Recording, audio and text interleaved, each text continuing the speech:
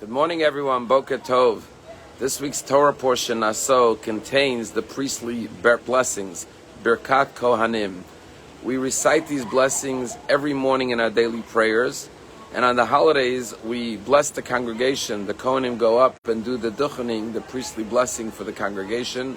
And in Israel, especially at the Western Wall, the Kohanim give the priestly blessing each and every morning.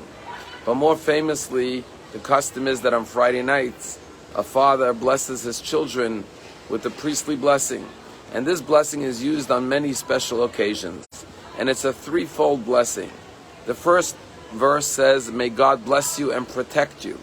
Yivarechecha Hashem v'yishmerecha. The second one says, may God shine His countenance upon you and be gracious to you. And then the third one says, Yisa Hashem, may God raise His face towards you, v'yasem lecha shalom, may He grant you peace. And so the first blessing is the blessing for protection. The second one is for graciousness. And the third one is for peace. And while there are many interpretations to this threefold blessing, why is the first part the blessing of protection and security? The second one is for chuneka, which is chen, favor and graciousness. And the third one is for peace. And one beautiful explanation is that this threefold blessing is for the three stages of life: youth, middle age, and old age. You see, when a child is young, the most important blessing they need is the blessing of yishmerecha, protection, safety, security. What a child needs to grow up with is a feeling of love and affection and attention from the parents, and the parents create a safe environment, a secure environment, so the child always feels protected.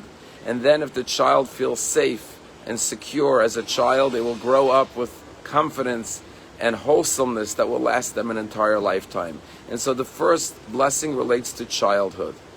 The second one is for middle age.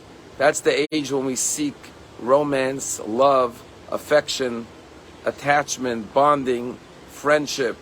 And what we seek to find is favor in the eyes of one another, especially in our beloved spouse. We look for love and affection and connection, and we want to be liked by others. We want to have chuneka, which is chen. We want to have graciousness and favor in the eyes of others. And then when we come to our older age, what we seek more than anything else is shalom, peace. But peace, not only an absence of conflict, but peace in the sense of inner tranquility. To be able to look back at our lives and say it was a meaningful, purposeful life. To look back at our lives and not live with the pain of regret or having to suffer the hardship of consequences of mistakes we've made. Be able to live with tranquility and peace, knowing that we lived a good and meaningful and a happy and a productive life, that we could have nachas from everything we've accomplished over our lifetime. It's a story told by a woman who was a Holocaust survivor. And she tells the story that when she was separated from her beloved parents and sent off to the camps, she was sent with her younger brother. At the time, she was 12, her younger brother was only 6 years old. And she was rushed to the middle of the square of the town and then taken to the trains, and they were sent off to the concentration camps. And she remembers that as they were on the trains, on the cattle cars, she looked down and she saw that her brother, in all of the haste and the hurry being rushed off to the camps, tragically, he had lost one of his shoes. And she got upset at her brother and she said, what's wrong with you? Why are you not responsible? Why did you lose your shoe? What are you going to do now with one shoe? And she was quite upset with him. Tragically, when they came to the camp, she was separated from her brother, and she never saw her brother again. And this elderly woman, a Holocaust survivor, she said, my whole life I lived with the regret, with the pain, that the last words I spoke to my younger baby brother was words of admonishment and rebuke. And I keep on reliving that in my mind and saying, why didn't I use the last moments to tell him how much I love him, to speak words of kindness and affection?